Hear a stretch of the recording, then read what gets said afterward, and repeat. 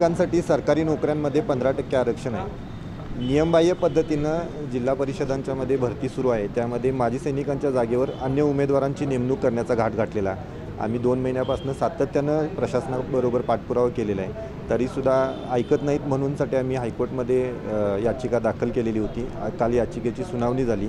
त्यामध्ये माननीय उच्च न्यायालयाकडून महाराष्ट्र सरकारला नोटीस बजावण्यात आलेली आहे आणि 20 फेब्रुवारीला म्हणणं मांडायला सांगितलेलं आहे। तोपर्यंत या जागा ज्या आहेत त्या राखीव ठेवाव्यात अशी आम्ही मागणी किंवा या आदेशाची प्रत आम्ही जिल्हाधिकाऱ्यांना दिलेली आहे। खरं तर माजी सैनिकांच्या बाबतीत जो चुकीचा निर्णय जी भरती प्रक्रियेमध्ये चुकीची पद्धत आणलेली आहे, यामुळे माजी सैनिकांचं कायमस्वरूपी नुकसान होणार आहे। राज्यभरातल्या 1780 जागांवर माजी सैनिकांच्या रिक्त जागांवर इतरांची नेमणूक करण्याचा घाट घातलेला आहे। यामध्ये जाणीवपूर्वक काही अधिकारी माजी सैनिकांचे हक्क डावलण्याचे प्रयत्न करत आहेत। माजी सैनिकांनी फक्त सिक्युरिटी गार्डच्याच नोकऱ्या कराव्यात का असा प्रश्न निर्माण होतो।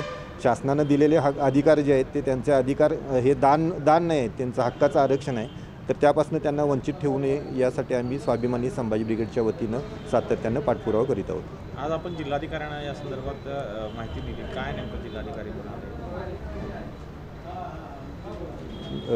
20 फेब्रुवारीपर्यंत ह्या भरतीमध्ये तुम्ही पुढची प्रक्रिया राबवू नये, म्हणजे इतरांना ह्या जागा देऊ नयेत आणि त्या जागा रिक्त ठेवाव्यात अशी आम्ही त्यासनी कोर्टाच्या पुढच्या तारखेपर्यंत थांबावं असं विनंती केली।